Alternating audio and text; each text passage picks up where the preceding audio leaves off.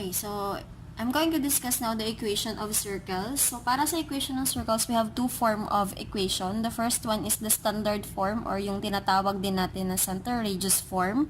And the other one is the general form. For the standard form, we have two forms of equation na sinusunod.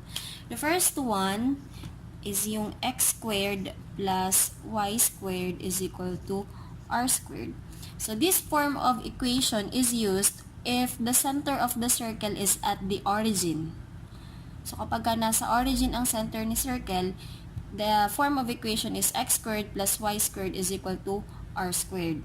And then the second one is x minus h squared plus y minus k squared is equal to r squared. This form of equation naman is used if the center of the circle is at any point on the Cartesian plane which is denoted by h and k.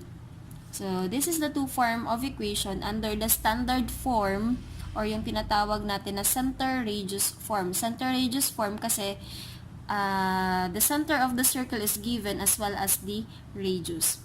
And then for the general form naman, we have x squared plus y squared plus ax plus by plus c is equal to 0. So, ito yung general form of equation ng circle na nakalagay sa libro nyo. But if you are going to search on the internet, it is possible na may makikita kayo na x squared plus y squared plus dx plus ey plus f is equal to 0. So, parehas lang yan.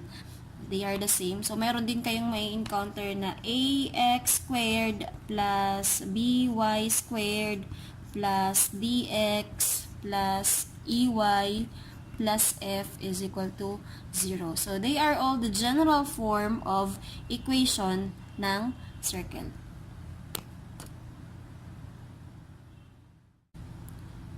So, I have here some examples wherein the center of the circle is given plus its radius. So, we're going to write the equation of the circle in standard form. So, again, if the center of the circle is at the origin, our form of equation is x squared plus y squared is equal to r squared.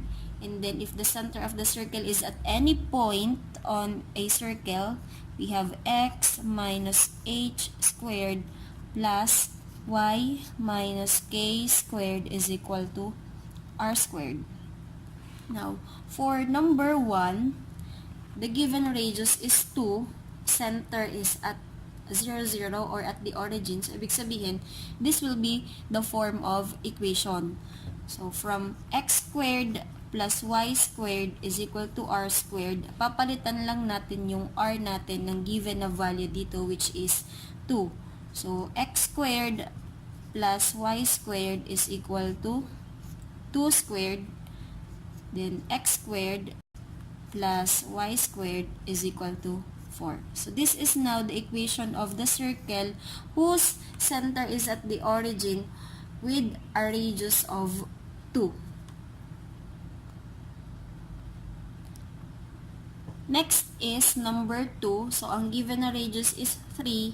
And then center is at 0, 2.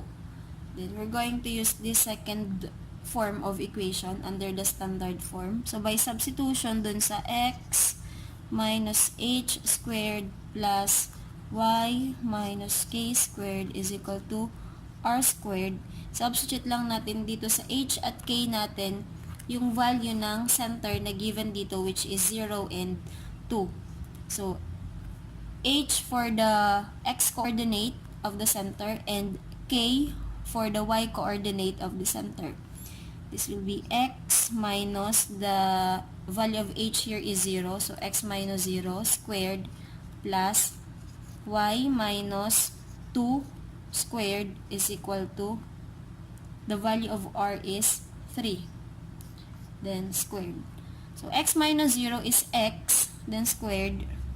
We have x squared plus y minus 2 squared is equal to 3 squared is 9.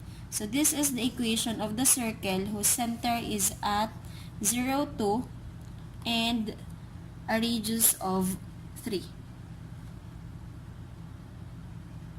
For our third example, gawin naman natin itong negative para maiba naman. So, the center is at negative 3, 0 and the radius is 4. So, substitute lang ulit tayo dito sa ating standard form na x minus h squared plus y minus k squared is equal to r squared. Or again, yung tinatawag natin na center radius form. So, by substitution, x minus what is the value of h? Negative 3. Then squared plus y minus k is 0 or ang ating y coordinate ay 0 squared is equal to r is 4 then squared.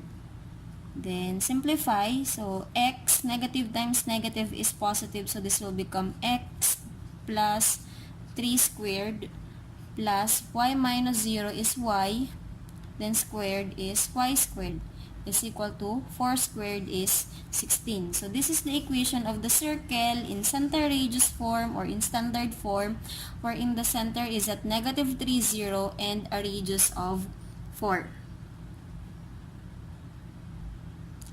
So, lastly, dito, the value of r is 5 and ang center is 6, 9. So, gawin din natin negative yung isa. Let's say the center is at 6, negative 9. Then, substitute lang uli natin siya dito sa ating form, center radius form. X minus the value of h is 6 squared plus y minus our k is negative 9 or yung ating y coordinate is negative 9 squared is equal to r is 5 squared. Then, x minus 6 squared plus negative times negative is positive, so siya ay magiging y plus 9 squared is equal to 25. This is now the equation of the circle in center radius form wherein the center is at 6, negative 9 and a radius of 5. So, ganun lang kadali magsulat ng equation ng circle into its center radius form or sa kanyang standard form given ang center ng circle plus its radius. So, I hope na natuto kayo dito.